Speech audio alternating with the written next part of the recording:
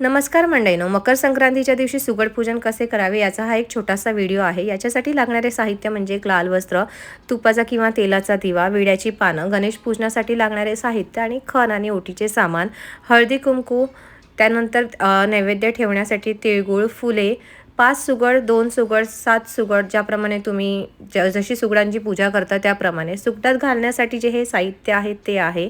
यामध्ये तुम्ही भाज्या, फळं, तुमच्या म्हणजे जसं तुम्ही रीतीप्रमाणे परंपरेने तुमच्या घरी जसं करता त्याप्रमाणे तुम्ही साहित्य जमा करू शकता। तर इथे चौरंग किंवा पाटाखाली आधी स्वस्तिक काढून त्याच्यावर हळद कुंकू अक्षता फूल घालून घ्यावे आणि त्यानंतर त्याच्यावरती स्वच्छ असे लाल वस्त्र घालून घ्यावे।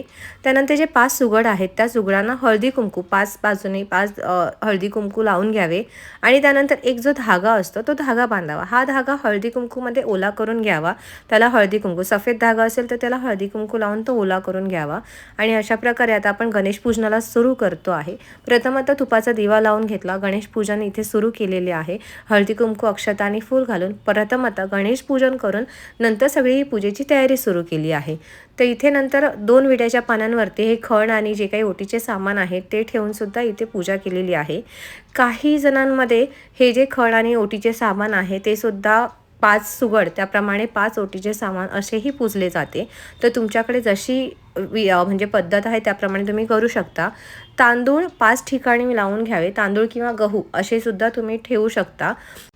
आता या 5 जे आपण तांदूळ इथे ठेवलेले आहेत त्या 5 तांदळांवरती आपण हे सुगड हे जे घट आहेत ते त्याच्यावरती ठेवणार आहोत आणि एक एक प्रमाणे आता आपण जे साहित्य जमा केले आहे ते त्यामध्ये टाकणार आहोत। त्यामध्ये पैशाचा एक कॉईन म्हणजे 1 रुपयाचा किंवा 2 रुपयाचा जो काही कॉईन आहे तो सुद्धा आपण धनधान्याची पूजा करतोय, त्यामुळे आपल्याकडे 1-1 रुपयाचा कॉईन आपण टाकू शकतो। त्यानंतर जे काही आपल्याकडे जे सामान आपण साहित्य जमा केलेले आहे ते सगळं आपण यामध्ये ॲड करणार आहोत। काही मी इथे गाजर घेतलेलं नाही आहे, तुमच्याकडे तुम्ही ज्याप्रमाणे आतापर्यंत पूजा करत आलात किंवा तुमच्या मान्यतेप्रमाणे तुमच्या श्रद्धेप्रमाणे तुमच्याकडे जे काही साहित्य अवेलेबल असेल त्याप्रमाणे तुम्ही ते सुकटामध्ये घालू शकता। असं नाही की हेच घातलं पाहिजे किंवा हेच नाही, असं काही नाही आहे। तुम्ही एका श्रद्धेने ही पूजा करा, ही पूजा पावन होते। तर हा जो काही प्रकार आहे म्हणजे हा पूजनाचा, हे आपण धनधान्य का पूजन करतो, कारण हा वर्षाचा पहिला सण आहे। आपल्या शेतामध्ये आपण आपल्याला ह्या सगळ्या अन्नधान्यापासून आपल्याला एक ऊर्जा मिळते, तर त्याची शेतामध्ये जी काही पहिलं अन्न पहिलं धान्य जे काही पिकतं त्याची ही पूजा केली जाते। हा वर्षाचा पहिला सण आणि ह्या सणापासूनच आपण आपल्या वर्षभराची सुरुवात करतोय, त्यामुळे ह्या धनधान्याची पूजा करून आपल्या हिंदू परंपरेनुसार आपण हे सुगड पूजन करून आपल्याला ह्या अन्नधान्यापासून पूर्ण वर्षभर चांगली सकारात्मक ऊर्जा मिळू दे याच्यासाठी आपण हा वर्षाचा पहिला सण जो आहे मकर संक्रांत तो सुगड पूजन करून करतो। काही घरांमध्ये जेव्हा सुगड पूजन केले जाते, काहींमध्ये नाही। तुमच्या आमच्या मान्यतेप्रमाणे हे तुम्ही पूजन करू शकता। तर आता ह्यानंतर यामध्ये तीळसुद्धा तुम्ही घालून घेऊ शकता। थोडे थोडे तीळ अर्पण करायचे आहे सुकटामध्ये आणि त्यानंतर हे जे 5 सुगट आपण पुसलेले आहेत त्यांना आपण फूल अर्पण करूया।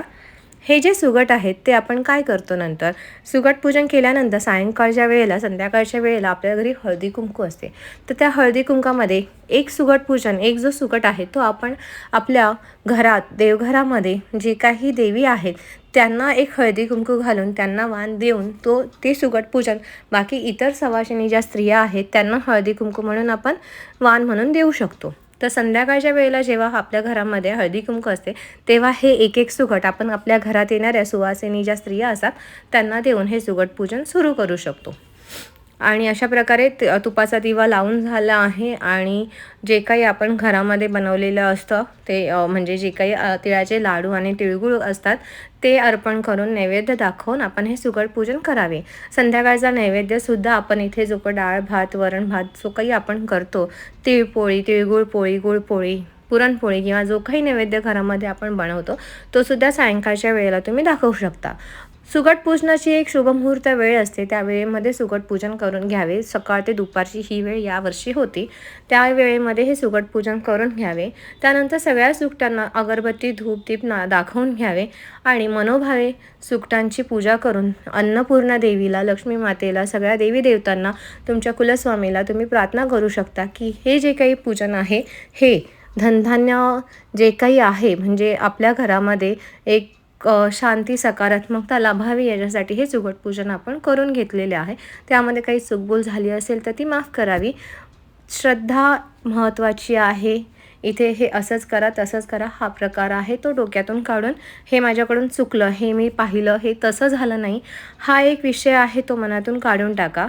सायंकाळच्या वेळेला सवाशिनी स्त्रिया ज्या घरात येतात त्यांना हे सुगट पूजन जे सुगट आहेत ते एक एक करून वाण म्हणून तुम्ही जे काही हळदी कुंकू जसं करता तसं एक एक हळदी कुंकूचं वाण देताना हे एक एक सुगट त्यांना तुम्ही देऊ शकता.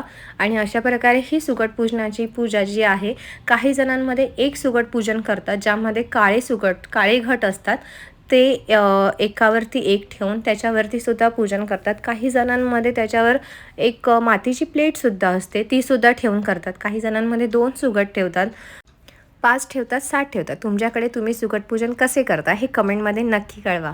तोपर्यंत श्री स्वामी समर्थ, श्री स्वामी समर्थ, श्री स्वामी समर्थ.